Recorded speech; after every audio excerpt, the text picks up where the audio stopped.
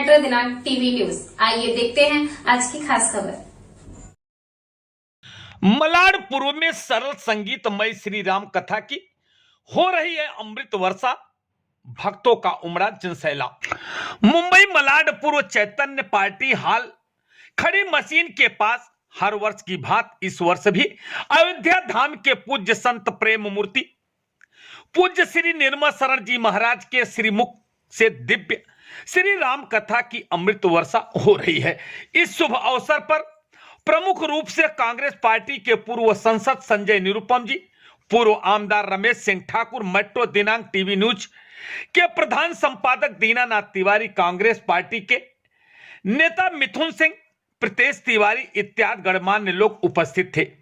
श्री राम कथा के आयोजक सतीश सिंह, संजय पांडे, एडवोकेट मनोज पाल, शशिधर मिश्रा के अलावा मंच का संचालन करता श्री त्यागी महाराज जी के अलावा श्री राम कथा सेवा समिति के पदाधिकारी, कार्यकर्ता सहित भारी संख्या में भक्तों के बीच पूज्य श्री निर्मल महाराज जी ने श्री राम विवाह का प्रसंग सुनाते हुए कहा कि श्री राम हमें मर्यादा में रहना सिखाते हैं। प्रभु श्री राम गुरु जी से आज्ञा लेकर अपने भाई लखनलाल को अयोध्या नगरी दिखाने जाते हैं और फिर दिखाकर आते हैं।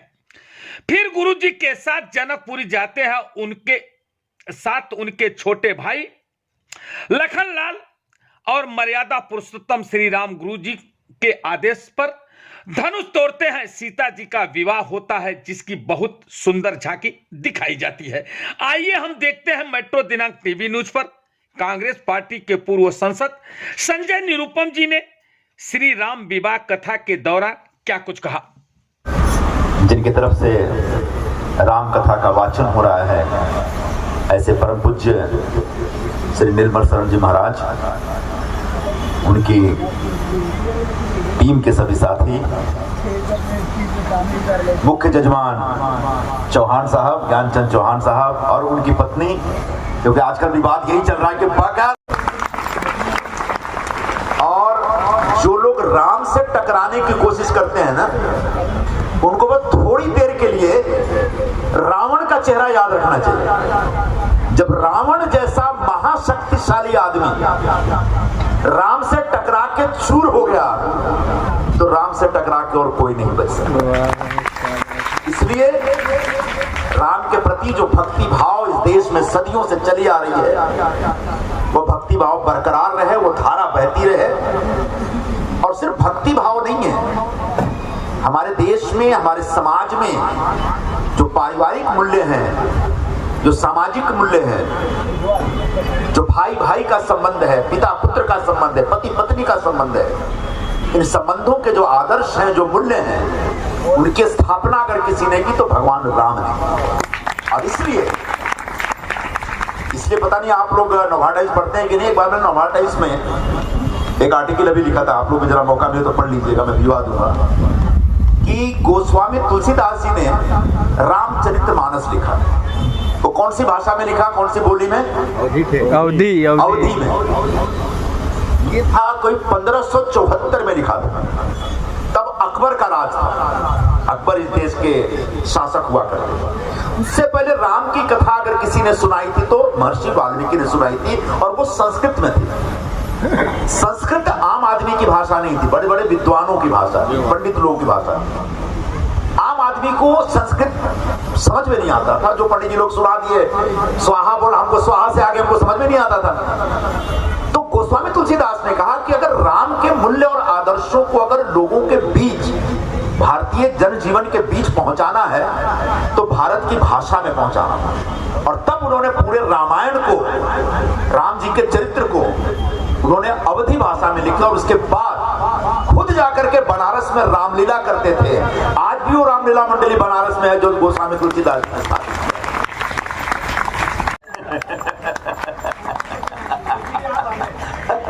नहीं, यहाँ तो पत्नी के साथ बैठे ना, इसलिए तो विवाद चल रहा है देश में। हमारे साथी मनोज पाल जी, उनकी टीम के सभी सदस्य, मिथुन भाई, प्रीतेश तिवारी जी, रोहित सिंह जी, फिरोज भाई, गुरुजी के सभी साथी, और आज यहाँ राम कथा का अमृत पान कर रहे इस इलाके के सभी राम भक्त, मेरी माताएं, मेरी बहनें, मेरे दोस्तों और मेरे भाइयों, ये सचमुच एक संयोग है कि पिछले तमाम वर्षों से जब जब मैं महाराज जी की राम कथा में आता हूं तो विवाह के दिन ही आता हूं, चाहे विवाह किसी भी दिन रखें। और यहाँ इलाके में जो रहे वाले लोग बड़े सब ज्यादा से ज्यादा यूपी के वाले लोग, यूपी के है ना, और हम हैं बिहार के। राम जी ठहरले कहाँ के? अवध के। और सीता जी कहाँ के रही? बिहार के। तो जब राम जी के विवाह हुई तो उनके ससुराल से कोई ना कोई तो आई ना, यही खातिर हम आ जाए। ये संयोग नहीं है, ये ईश्वर के द्वारा रचित, उनके द्वारा गढ़ा हुआ एक शुभ दिन है। क्योंकि जब छठे दिन होता है, सातवें दिन होता, तो भी विवाह के दिन आता। आज मेरे ख्याल से आप लोगों ने पांचवा दिन है। भगवान श्री राम आप सबके ऊपर कृपा रखें, माता जानकी सब पे कृपा रखें। और मैं तो हमेशा कहता हूं कि राम और कृष्ण चाहने के पीछे बहुत बड़ी सोच। अच्छा, गोस्वामी तुलसीदास जी हिंदी संस्कृत के प्रकांड विद्वान थे, और जब उन्हें अवधि में लिखी तो उस समय के संस्कृत के विद्वानों ने उनका विरोध कर दिया कि आपने राम की कथा अवधि में कैसे लिखा, आपको संस्कृत में लिखना था, और हम आपका ये जो रामचरितमानस इसका प्रचार नहीं होने देंगे। बोला तुम लोग प्रचार नहीं होने दोगे, मैं विद्रोह कर दूंगा और तुम सबके खिलाफ लड़ाई लड़ूंगा। इतनी लड़ाई लड़ करके उन्होंने संस्कृत का इतना बड़ा विद्वान व्यक्ति गोस्वामी तुलसीदास वो अवधी भाषा में राम की कहानी घर घर पहुंचाया। और उस तुलसीदास जी को उनको नमन मैं करता हूं कि उनकी वजह से राम की कथा हिंदुस्तान के घर घर में, जन जन में पता नहीं कितने 100 साल से आ रही है, और आगे भी कितने 100 साल तक हमारी पीढ़ी दर पीढ़ी जाएगी। इसका पूरा श्रेय अगर किसी को जाता है तो गोस्वामी तुलसीदास जी को जाता है। ऐसे ही गोस्वामी तुलसीदास जी को नमन। और उन्हें जो कथा सुनाई, उस कथा को सुनाने वाले हमारे निर्मल शरण जी महाराज को मैं उनके चरणों में प्रणाम करता हूँ। और आप सब इस कथा में जो भाव विभोर होकर के मन लगा करके सुन रहे हैं, ऐसे राम की कथा से जो प्रेरणा ले रहे हैं, आप सबको बहुत बहुत बधाई। और मुझे हर साल आप बुलाते हैं, इसके लिए पूरे समिति को, पाल जी के पूरे ग्रुप को बहुत बहुत धन्यवाद देता हूँ। सभी को नमस्कार। जय श्री राम, जय सिया राम। जिसने भी राम कहा उसने भी राम कहा, जिसने भी राम कहा उसने भी राम कहा, जिसने भी राम कहा उसने भी राम कहा, जिसने भी राम कहा उसने भी राम कहा, जिसने भी राम कहा उसने भी राम कहा, जिसने भी राम कहा उसने भी राम कहा, जिसने भी राम कहा उसने भी राम कहा। राम के नाम बनाएगा, राम के नाम बनाएगा, ये चर्चा जो हो गया। सच्ची चारों जय हो, सच्ची चारों जय हो, सच्ची चारों दिशाओं में ये शोर हो गया। मेरे राम जी का चर्चा चकोर हो गया। सच्ची चारों दिशाओं में मेरे राम सिया की दुल्हन बनी, बुलावा मेरे राम सिया की दुल्हन बनी।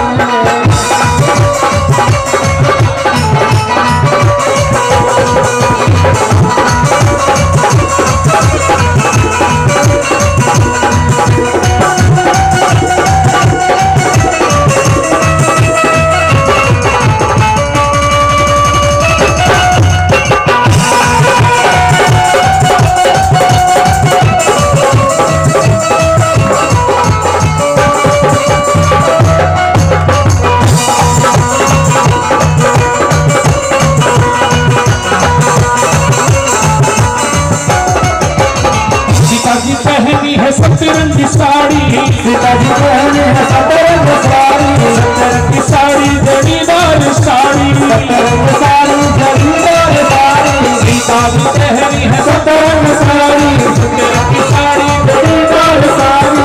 सीता पर मेरे राम सिया जी दुल्हन बनी, सीता पर